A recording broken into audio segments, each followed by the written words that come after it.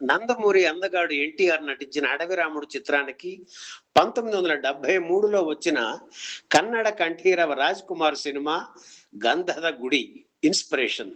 ఆ సినిమా చూసిన సచి చిత్రా సంస్థ అధినేతలు సత్యనారాయణ, సూర్యనారాయణ అడవి నేపథ్యంలో ఒక భారీ చిత్రాన్ని తీయాలని అనుకున్నారు.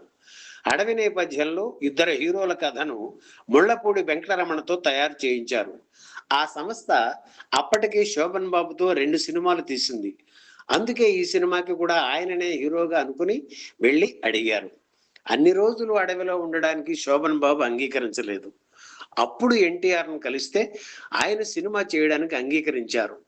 1976 మార్చి 31న ఎన్టీఆర్ అనుమతితో రాఘవేంద్రరావును దర్శకుడిగా ఎన్నుకున్నారు.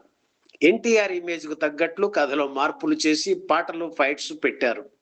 రచయిత గొల్లపూడి మారుతీరావు కథా చర్చలు జరిపారు.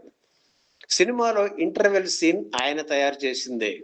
రేడియోలో పనిచేస్తున్న గొల్లపూడి అక్కడ తన పనితో బిజీ కావడంతో జంధ్యాలను రచయితగా తీసుకున్నారు. 1976 మార్చి నెలాఖరున అడవి రాముడు షూటింగ్ ప్రారంభం కావాలి. కానీ తన సొంత సినిమాల షూటింగ్స్ తో ఎన్టీఆర్ బిజీగా ఉండడంతో బల్క్ డేట్స్ కోసం నవంబర్ వరకు ఆగారు నిర్మాతలు సత్యనారాయణ, సూర్యనారాయణ. దానవీర శూరకర్ణ చిత్రం షూటింగ్ పూర్తి కాగానే అడవి రాముడు షూటింగ్ లో పాల్గొన్నారు ఎన్టీఆర్.